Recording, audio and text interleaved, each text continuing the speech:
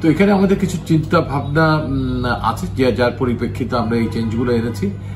Opening এ যে 3 জন আমরা batsman আমরা সচরাচর নেই, তার মধ্যে লিটন দাস আছেন, তামিমও আছেন এখানে।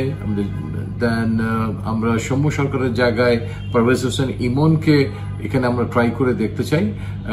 ইতিমধ্যেও তাকে আমরা বিশ্বকাপের আগে ট্রেনিং সেশন আমরা রেখেছিলাম, তাকে আমরা অবজার্ভ করেছি এবং এই কিছু সময়ে টাইগার ক্যাম্পে তিনি বেশ ভালো ট্রেনিংও করেছেন এবং আমাদের কাছে মনে হয়েছে যে আমাদের ভবিষ্যৎ চিন্তা ভাবনার একটা প্রাথমিক পথযাত্রায় তাকে আমরা সামিল করতে চাই দলে।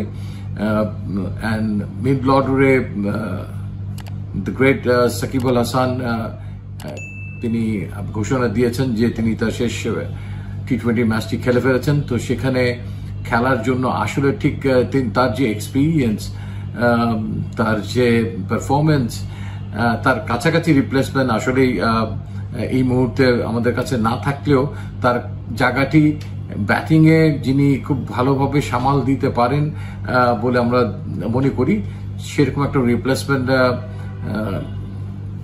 মেহেদী মিরাজ তিনি সেই জায়গাটি নেবেন। স্পেশালি তাকে আমরা ভাবছি যে তিনি ব্যাটিংয়েই সবচেয়ে বড় কন্ট্রিবিউশনটা দলে করতে পারবেন এবং তিনি ভালো অফ স্পিন করেন। বাট আমরা যে তাকে এর আগে বিশ্বকাপে দলে সম্পৃক্ত করিনি, তার একটা মূল কারণ ছিল যে আমরা তার টেস্ট ম্যাচে এবং ওয়ানডে ক্রিকেটে তার ব্যাটিং এবং বোলিংটি অনেক গুরুত্ব সহকারে বিবেচনা করেছিলাম, যাতে টি-20 খেলার যে একটা আগ্রাসন আছে সে তার কোনো প্রভাব তার ব্যাটিংয়ের উপর যেন ইম্প্যাক্ট না রাখে, কিংবা তার বোলিং করতে গেলে প্রথম পাওয়ার প্লের দিকে যেভাবে বল করতে হয় সেই জায়গাটাকে আমরা খুব একটা ভালো অপশন মনে করিনি। তিনি তার যে প্রচলিত বোলিং করেন সেটা যেন কোনোভাবে বিঘ্ন না ঘটে সেই অ্যাকশন।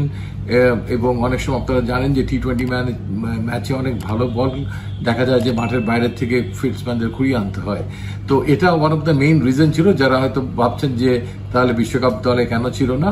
এই ব্যাপারগুলোতে সেই মেহেদী মিরাজের সঙ্গে আমাদের খুব পরিষ্কার কথাবার্তা হয়েছিল যে কেন আমরা তাকে দলে রাখিনি, আমরা কোথায় তাকে দেখতে চাই।